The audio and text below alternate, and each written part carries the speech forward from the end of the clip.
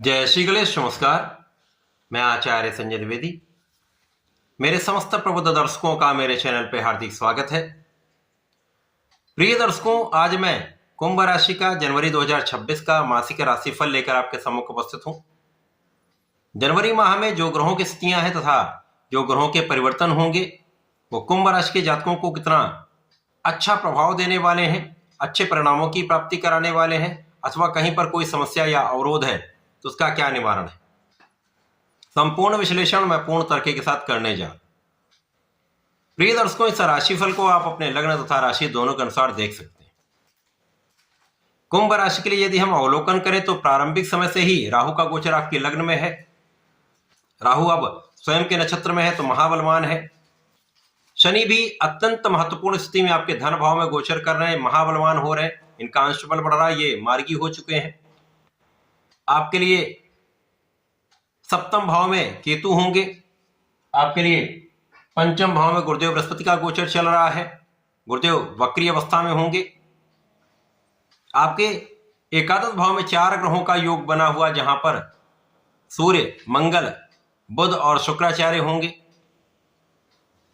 इस माह में पहला परिवर्तन शुक्राचार्य का है, जब शुक्राचार्य 13 जनवरी को राशि परिवर्तन करके द्वादश भाव में जाएंगे। 14 जनवरी को सूर्यदेव भी द्वादश भाव में पहुंचेंगे। अब शुक्राचार्य को द्वादश का कार्यकत्व तो प्राप्त है तथा सूर्य को कोई त्रिक दोष नहीं लगता, तो दोनों के लिए अच्छी स्थिति बन रही है। 16 जनवरी को मंगल जब पहुंचेंगे तो मंगल यहां पर कुंभ राशि के लिए तात्कालिक मांगलिक दोष बना देंगे तथा यहां पर ये त्रिक दोष में भी होंगे तो समस्या तो होगी। इसके पश्चात बुध का परिवर्तन 17 जनवरी को होगा। इस प्रकार से 4 ग्रह आपके द्वादश भाव में पहुंच जाएंगे, जहां पर सूर्य और शुक्र अच्छी स्थिति में होंगे, परंतु मंगल और बुध पीड़ित होंगे। लेकिन यहां पर अच्छाई है कि बुध यहां पर विपरीत राजयोग में होंगे तो बहुत बड़ी समस्या होने का योग नहीं बन रहा है। प्रारंभ से शनिदेव अत्यंत प्रबल है, जो लग्नेश है, तो यहां पर पहले से आ रही समस्याओं का निदान होगा। अभी तक राहु का प्रभाव प्रबल था क्योंकि लग्न में राहु है और शनिदेव लगभग निर्बल अवस्था में लंबे समय से चल रहे थे, जिसके कारण एक मतिभ्रम हुआ था। अपने ऊपर आपका उतना अच्छा कॉन्फिडेंस नहीं था, लोगों की बातों में आप आ रहे थे, लेकिन जैसे जैसे ये शनि का बलवान होना आरंभ हुआ, आपकी समस्याओं का निवारण भी आरंभ हो चुका है। अब आपके साथ उतनी समस्या नहीं है, आप भटकेंगे नहीं, और यदि आप किसी अन्य की बातों में नहीं आएंगे तो इस समय आपकी लग्न अत्यंत प्रबल है। आपकी शारीरिक, मानसिक तथा आर्थिक समस्याओं का निवारण यहां से आरंभ हो चुका है। शनिदेव जिस भाव में होते हैं उस भाव के प्रभाव को कई सौ गुना प्रबल करते हैं, अर्थात इस समय में धन की किसी प्रकार की कोई कमी नहीं। धन का निरंतर आगमन भी होगा, धन में वृद्धि भी होगी, पारिवारिक भाव में वृद्धि हो रही है, परिवार का पूर्ण सहयोग आपको प्राप्त हो रहा है। यहां पर किसी प्रकार का कोई कष्ट नहीं है, कोई समस्या नहीं, कोई संदेह नहीं। यहां पर आप घर से कुछ दूर हो सकते हैं। यहां पर आप कार्य क्षेत्र के कारण, अपने व्यापार के कारण अथवा ज्ञान के कारण आप घर से थोड़ी दूरी पर रह सकते हैं, परंतु यहां पर आपको अपने माता के स्वास्थ्य का ध्यान रखना चाहिए। माता के स्वास्थ्य में कोई समस्या हो सकती है, अतः ध्यान देने की आवश्यकता है। बाकी समय आपकी संपूर्ण सुरक्षा हो रही है, आपकी आयु की भी रक्षा हो रही है। इसके साथ ही साथ आपके लाभ की निरंतरता यहां पर बनी होगी, निरंतर लाभ प्राप्त होता रहेगा था, लाभ में वृद्धि भी निश्चित रूप से हो रही है। इस माह में आपका आत्मबल पहले से बहुत अच्छा होगा, आपका ज्ञान पहले से बहुत अच्छा होगा, आपके ज्ञान में विस्तार होगा तो परीक्षा का परिणाम भी अच्छा आएगा।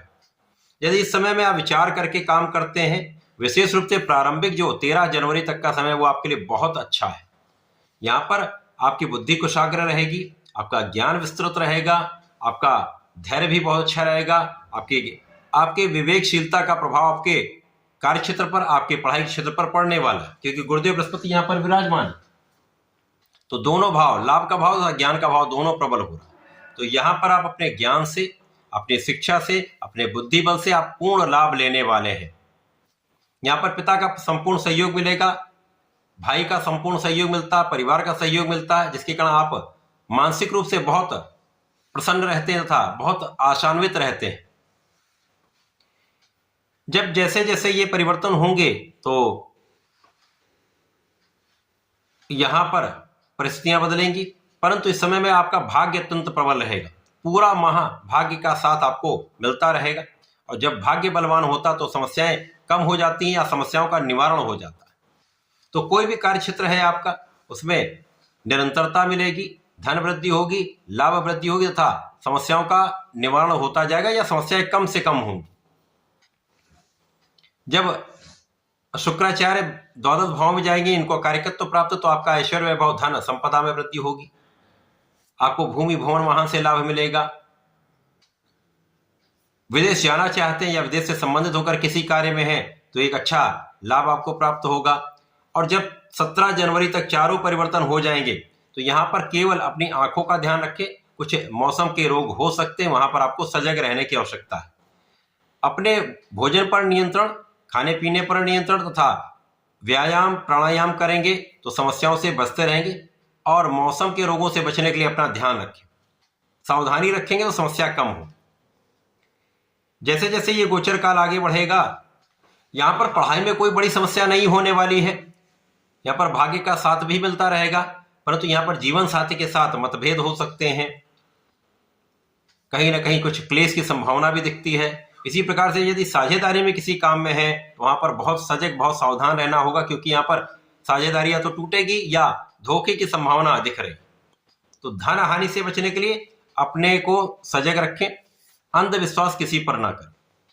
इसके साथ ही साथ इस जनवरी माह में यात्राएं हो सकती हैं, अनावश्यक यात्राओं से आपको बचना चाहिए, क्योंकि ये यात्राएं थकाने वाली भी हो सकती हैं, स्वास्थ्य पर इनका नकारात्मक प्रभाव पड़ सकता है, और ये बिना कारण से धन का व्यय भी करा सकती हैं।